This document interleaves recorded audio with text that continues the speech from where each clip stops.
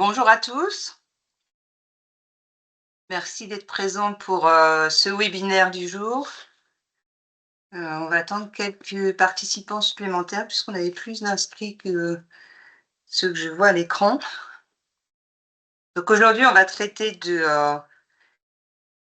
des référentiels RNCP et RS et des exigences Calliope qui y sont liées. Alors, j'espère que vous m'entendez bien. Je vous propose, vos micros sont coupés, je vous propose, si vous avez des difficultés à m'entendre, de me le préciser dans le chat, puisque je vais être seule à animer ce webinaire et je ne sais pas si vous m'entendez. Ah, très bien. Merci pour ce retour parce que je ne savais pas si vous m'entendiez. Donc, je suis Pascal Vallée, je suis chargée de certification Calliope chez ActiveCert. Madame Charlie devait être avec nous, mais elle a été retenue. J'animerai donc seule ce webinaire sur les RNCP et RS. Donc moi, je suis auditrice Calliope et je suis aussi en charge de différentes activités chez ActiveCertus. Voilà, alors pour une meilleure organisation, je vous disais, vos micros sont coupés, on pourra échanger dans le chat en deuxième partie de webinaire.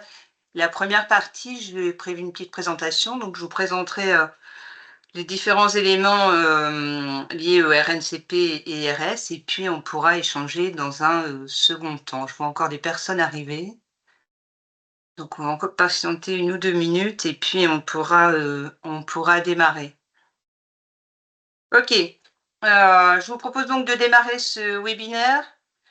L'idée étant d'évoquer les exigences Calliope pour les RNCP et RS. Alors dans un premier temps, je vais revenir pour vous présenter quelques points clés sur ce qu'est le RNCP-RS et puis on abordera du coup dans un deuxième temps le référentiel Calliope. Voilà, alors quelques points de repère dans un premier temps. D'abord, tout ça vient de la loi à venir du 5 septembre dont on a beaucoup entendu parler en 2018. Le RNCP et le RS existaient avant cette date-là, bien sûr.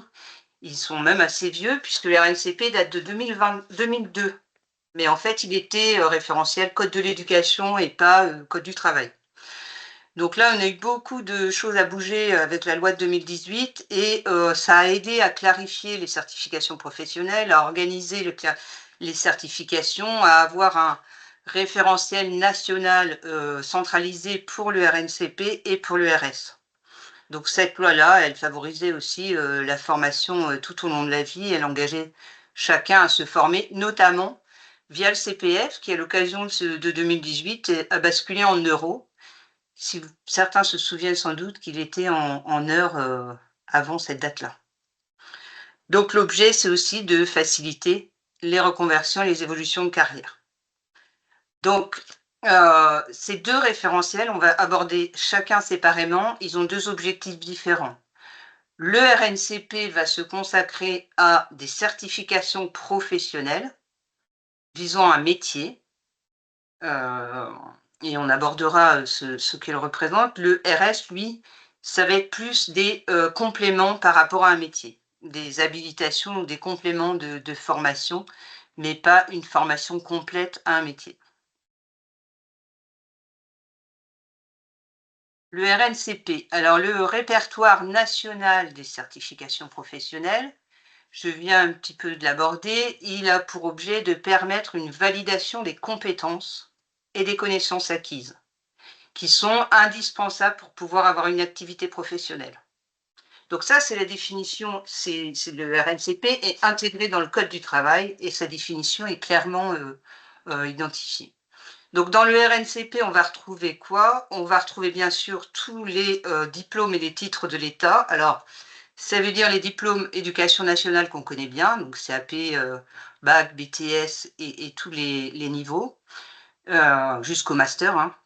Et on va retrouver aussi les titres professionnels. Alors les titres professionnels, c'est des diplômes d'État aussi, mais c'est le ministère du Travail qui les a créés, en fait, ces titres-là.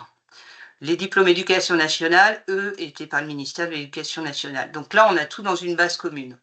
On va retrouver dans le RNCP aussi des titres qui ont été demandés par des organismes de formation, par des grandes écoles, par des chambres consulaires, par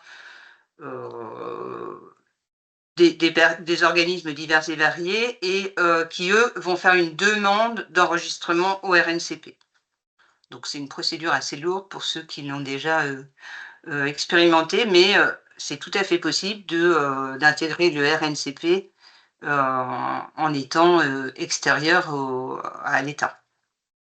Les troisièmes certifications qu'on va trouver dans ce qu'on appelle le RNCP, ça va être les CQP. Ça, c'est en quelque sorte des diplômes de branche. Les branches professionnelles ne trouvaient pas sur le marché des titres professionnels ou des diplômes d'État, ne trouvaient pas la correspondance avec les métiers qu'ils proposaient. Donc les branches professionnelles font des demandes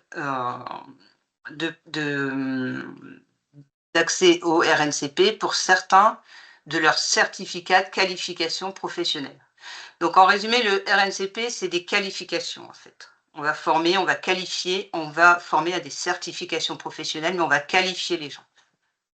Dans les CQP, de la même manière que les autres diplômes ou titres, vous avez une correspondance dans des grilles de salaire de la branche.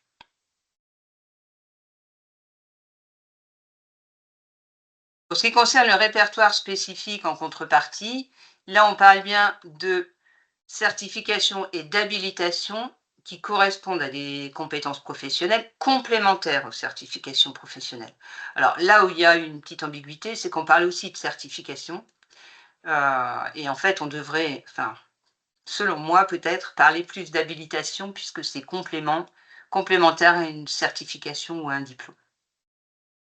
Donc, qu'est-ce qu'on va retrouver dans le répertoire spécifique? Là, on va plutôt retrouver des habilitations électriques, par exemple, ou des habilitations établies et obligatoires pour certaines formations d'État. On va retrouver tout ce qui concerne des certifications en langue, en informatique ou alors en management encore. Et dernièrement, en coaching, il y a aussi des certifications qui ont été établies au RS.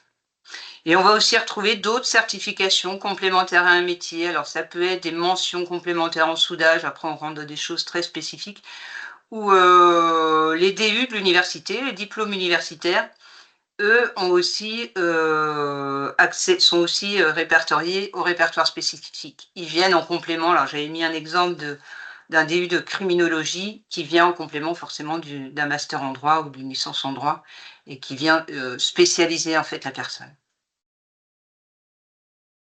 Voilà, alors tout ça, tous ces 2 répertoires-là sont centralisés maintenant. Alors je vous ai remis l'adresse de France Compétences parce que c'est une mine d'or, non seulement pour retrouver les titres, diplômes et certificats existants en France, puisque tout est en train d'être actualisé sur le RNCP pour ce qui est des diplômes et sur le RS pour les compléments.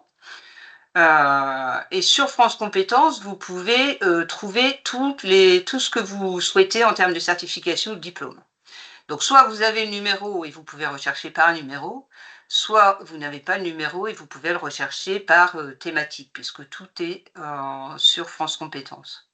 Et il y a des commissions qui se déroulent tous les mois, soit pour réactualiser des certificats qui sont déjà dans la base de données mais qui arrivent à échéance, soit pour créer de nouveaux certificats, pour valider de nouvelles certifications. Pour information, la commission qui se réunit tous les mois, elle est paritaire, c'est-à-dire qu'on va retrouver des représentants des salariés, des représentants du patronat, du ministère, des régions, des personnalités, enfin c'est assez... la commission est assez complète en termes de parties prenantes. Voilà. Alors une fois que, enfin j'espère que c'est clair pour vous, RNCP, RS, la différence et l'ambiguïté maintenant par rapport au référentiel. Je vous propose maintenant donc d'aborder les exigences de Calliope en lien avec ces RNCP-RS, puisque ça a un petit peu changé avec la dernière version. Alors, non pas dans la version, mais avant la version 9 du guide Calliope, on parlait de certification professionnelle uniquement pour le RNCP. Et depuis la version 9 de Calliope, on parle aussi on a aussi des exigences pour le RS qu'on n'avait pas avant. Et je vous ferai un petit résumé aussi sur le volet sous-traitance, puisque ça impacte aussi si vous êtes en sous-traitance pour un autre organisme et que vous intervenez sur des modules de diplôme ou de titre, vous êtes aussi en partie impacté. Alors, vous n'avez pas à connaître tous les indicateurs de Calliope, ni leur définition, bien sûr. Je voulais juste faire un petit tableau en démarrant là, pour dire qu'en fait, quand on parle de lien entre RNCP, RS et Calliope, on parle de 7 indicateurs en particulier. Ça ne veut pas dire que les autres, vous n'êtes pas concernés, mais les indicateurs liés au RNCP et au RS, c'est 7 indicateurs spécifiques de Calliope.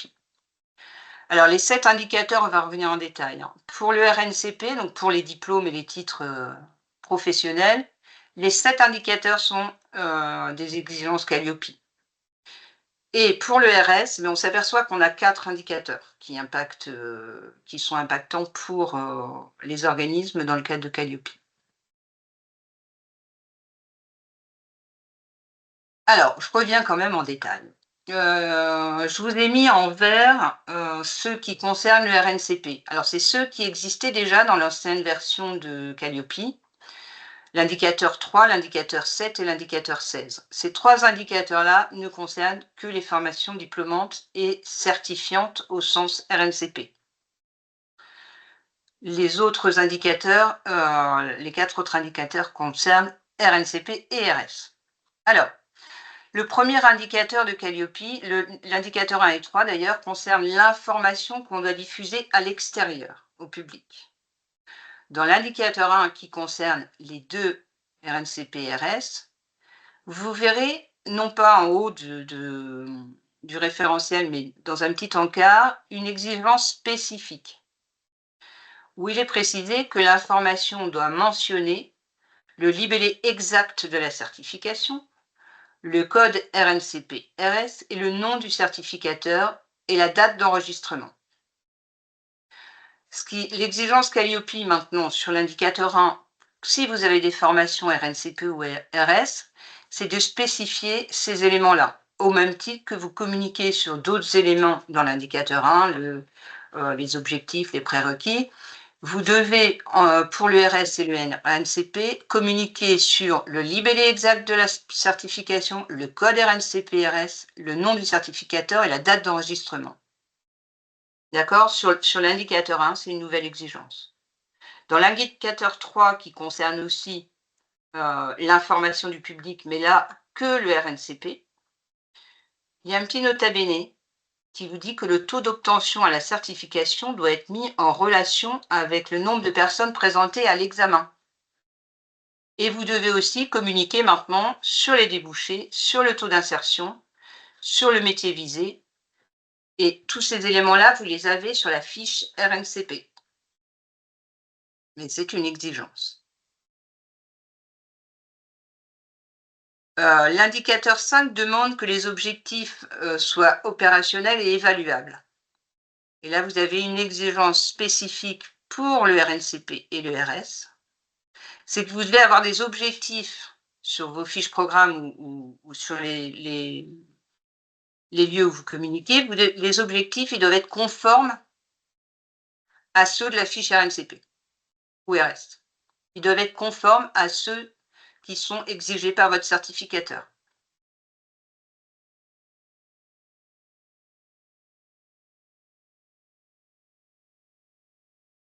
Dans l'indicateur 6, on vous demande de démontrer comment vous organisez la formation. Et dans l'exigence spécifique pour les référentiels, on demande que vous démontriez que le contenu de la formation que vous faites est en cohérence avec les objectifs inscrits dans le référentiel. que ce soit RNCP ou RS. Alors tout ça, ça paraît du bon sens, mais il faut bien être en relation avec les objectifs de votre fiche RNCP et que votre contenu soit lié à ces objectifs.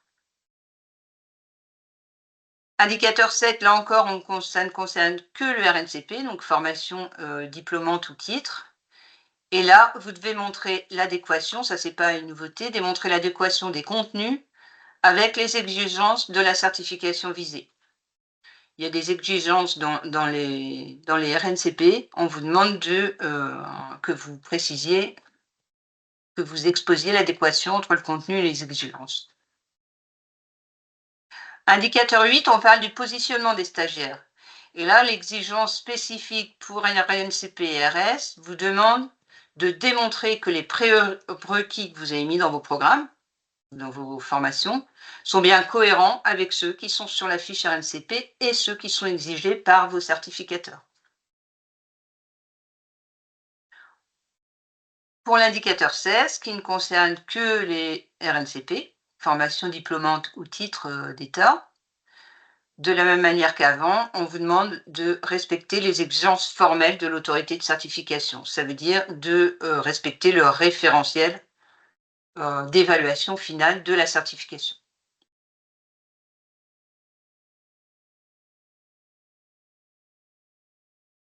Alors, je voulais faire un focus sur la sous-traitance, parce que si vous intervenez pour un autre organisme en tant que sous-traitant, vous allez aussi être impacté, même si vous n'avez pas de formation diplômante ou RNCP ou RS.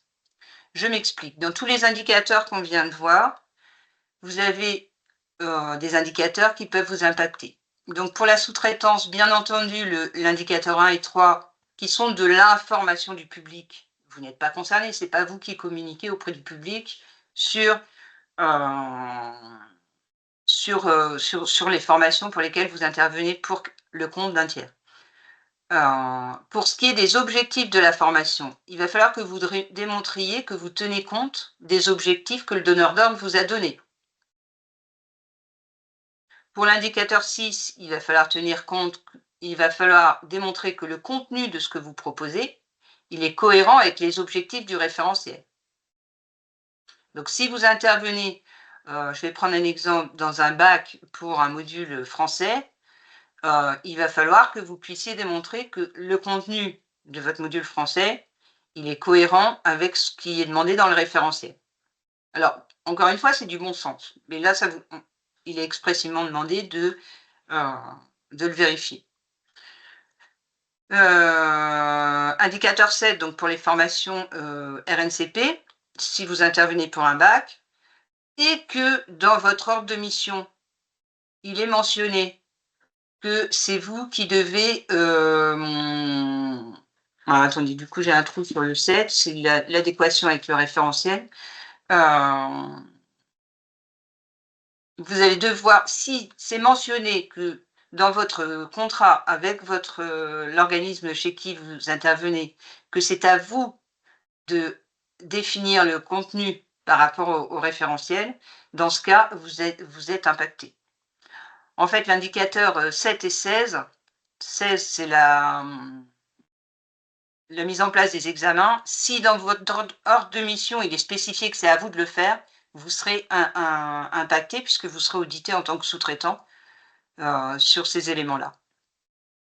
Et pour l'indicateur 8, il faudra de la même manière démontrer que les prérequis sont cohérents avec ceux de la certification.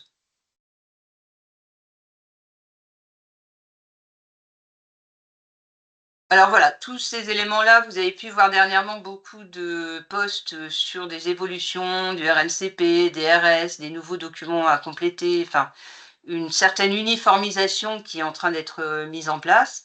France Compétences a pour mission de réguler tout ce qui est formation. Donc oui, ça va se standardiser de plus en plus et vous retrouverez vraiment tous les métiers les certifications dans cette base de manière uniforme. Donc on a effectivement des métiers qui évoluent en permanence, on a des nouveaux métiers et des compléments de formation qui sont de plus en plus validés régulièrement. les certifications sont mises à jour et puis, je voulais vous souligner un point que enfin qui mérite à mon avis, une attention, c'est que France compétences, centralise aussi tout ce qu'on appelle les observatoires des métiers. C'est-à-dire que vous pourrez, les branches professionnelles font des études sur l'évolution des métiers par branche et France compétences dispose maintenant des résumés de toutes ces études qui ont été faites pour savoir les tendances sur l'évolution du métier. Donc je trouve que c'est intéressant d'avoir, une centralisation aussi de ces métiers-là, de ces éléments-là. Et puis, beh, vous savez sans doute qu'on a un référentiel en version 9 qui existe, pour Calliope depuis janvier 2024. Il sera vraisemblablement amené à être évolué sans qu'on puisse, à aujourd'hui savoir, quand et comment et hem, sur quelles évolutions nous irons. Voilà, j'ai fini la présentation, je vous remercie de votre écoute et je vous propose qu'on poursuive, en fonction des questions que vous avez dans le chat. Heu, donc vous pouvez poser les questions que vous souhaitez, heu, dans le chat. J'espère ne pas avoir été trop rapide parce que je suis un peu en avance. Donc je vous invite à poser vos questions si vous le souhaitez dans le chat.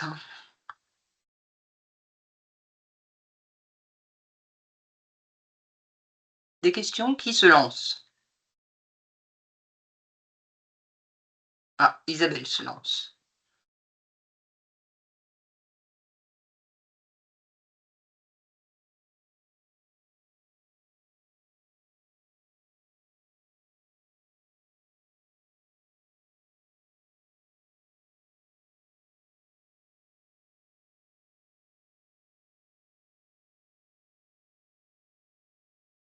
Ah bah, si une fiche alors la question c'est, si une fiche RNCP est inactive, que faut-il faire?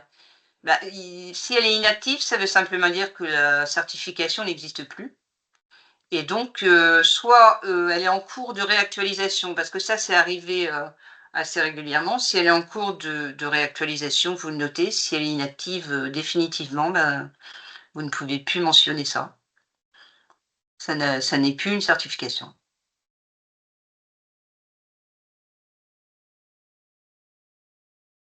D'autres questions?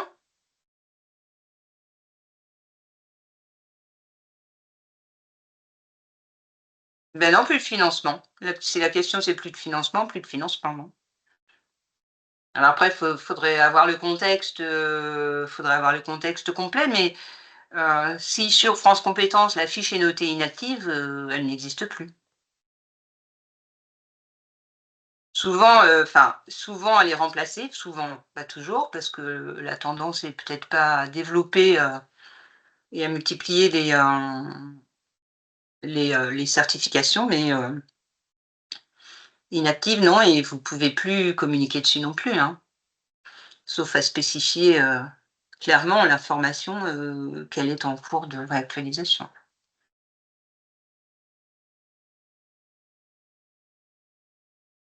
Il y a beaucoup vous avez dû voir aussi, les certifications qui se mettent en place actuellement. Il y a beaucoup de certifications liées à l'évolution des métiers de l'informatique.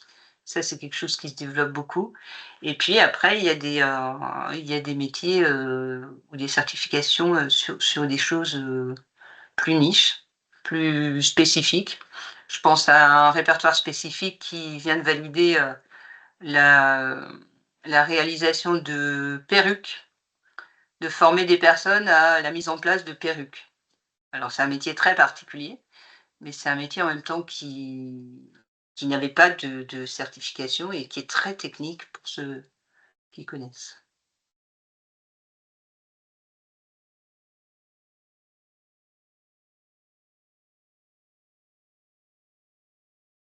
Une autre question?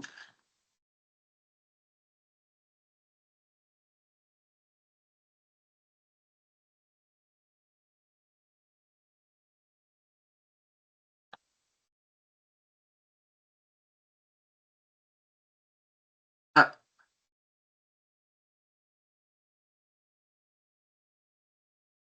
Un petit temps d'attente, j'ai 2 personnes qui écrivent.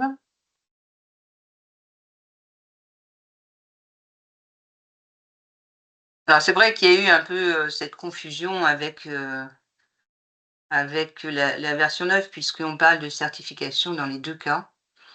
Donc j'espère que ça c'est bien clair, pour vous et dans les 2 cas,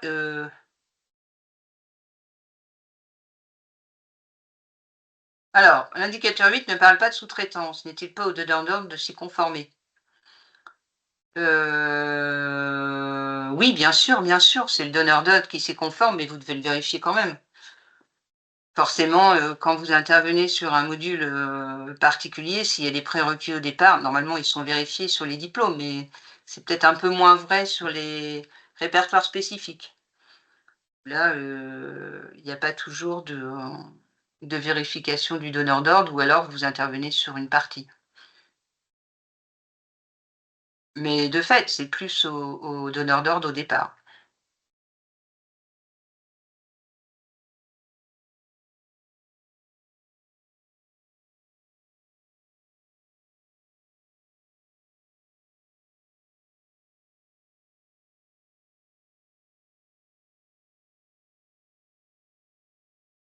Alors, si un site parle de certification en massage, par exemple, forcément, il existe une fiche RNCP ou RS. Sinon, c'est interdit.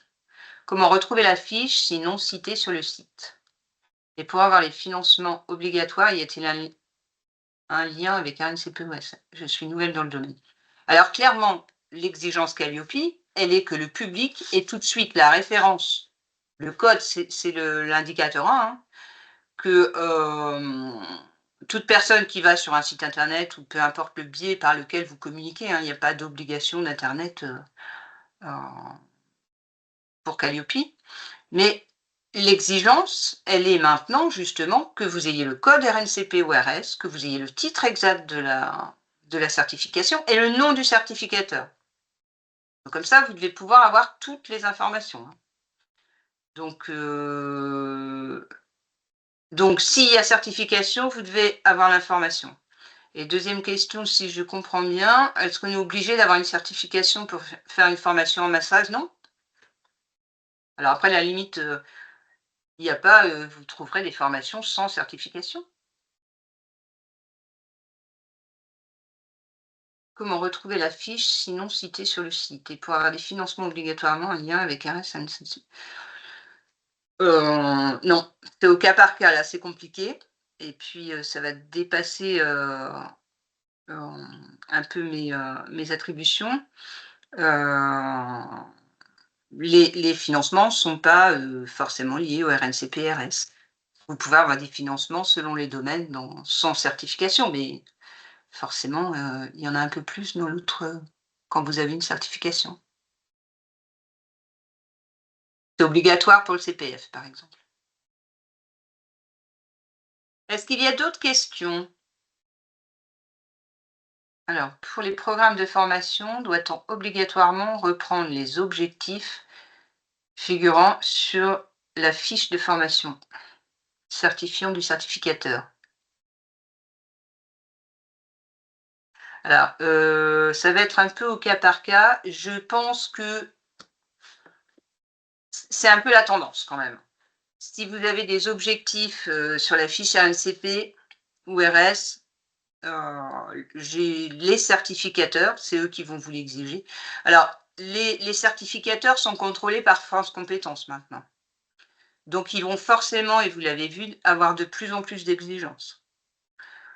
Les organismes, certificateurs, pour, les langues, par exemple, sont eux-mêmes contrôlés maintenant par France Compétences, donc ils vont vouloir standardiser aussi, à mon avis et du coup, à vous de voir. Faut que ce soit cohérent entre les fiches de la certification et les fiches du RNCP ou RS et ce que vous proposez dans vos programmes.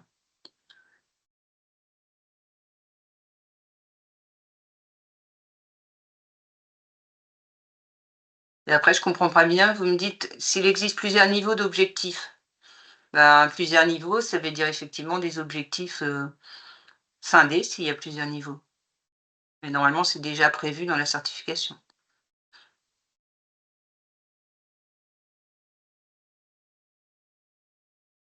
Est-ce que le lien entre RNCP, RS et Calliope est plus clair pour vous? Oui, tout à fait, donc ça a été a priori, vous avez les éléments. Oui, je me pose juste la question, pour un audit de surveillance, ce qu'il faudra faire pour une fiche RNCP obsolète. Alors, j'ai toujours tendance à dire: «On ne travaille pas, sa qualité pour Calliope», mais je comprends votre question. Mais si la fiche RNCP n'existe plus, il n'y a plus de formation, certifiante. Je suis pas sûre de bien comprendre. Est-ce que c'est une formation faite avec une ancienne fiche RNCP? Bon.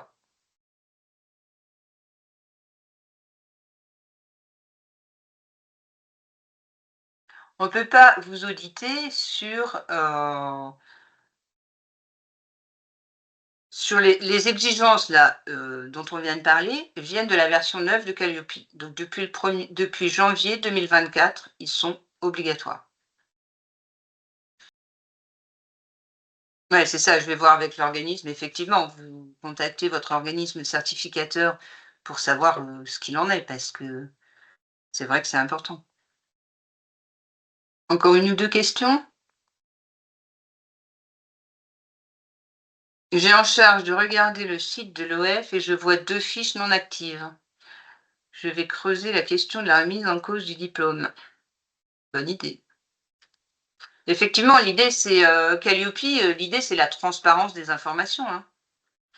Quand je mentionnais tout à l'heure qu'il faut, sur l'indicateur 3, donc il faut, communiquer sur le taux de réussite aux examens en lien avec le nombre de personnes qui ont passé l'examen.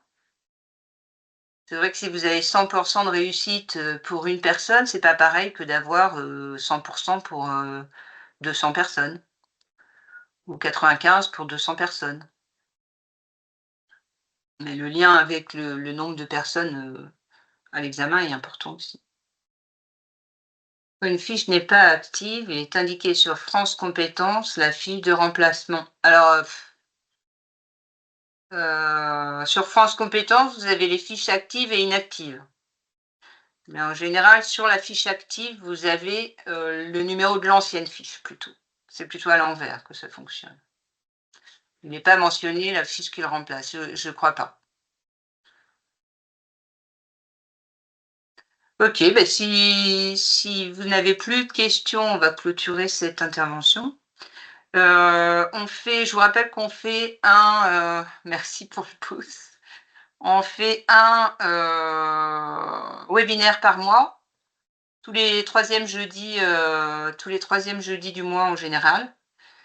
Le prochain webinaire aura lieu le 20 mars, vous aurez l'information une 10-15 jours avant, sur, la thématique, retenue et puis surtout, si certaines thématiques, vous intéressent et que vous voulez qu'on fasse une intervention, sur un thème en particulier, n'hésitez surtout pas et mettez dans le chat à ce moment-là le thème qui pourrait vous intéresser, qu'on puisse, en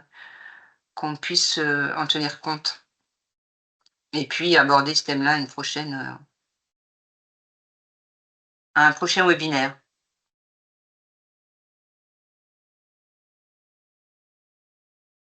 Ah, certains voulaient écrire, mais je vois pas ce qu'ils ont écrit. Merci beaucoup, merci, Fabrice. Eh bien, merci à tout le monde et puis, à très bientôt alors. Bonne fin de journée et au 20 mars. Bonne journée.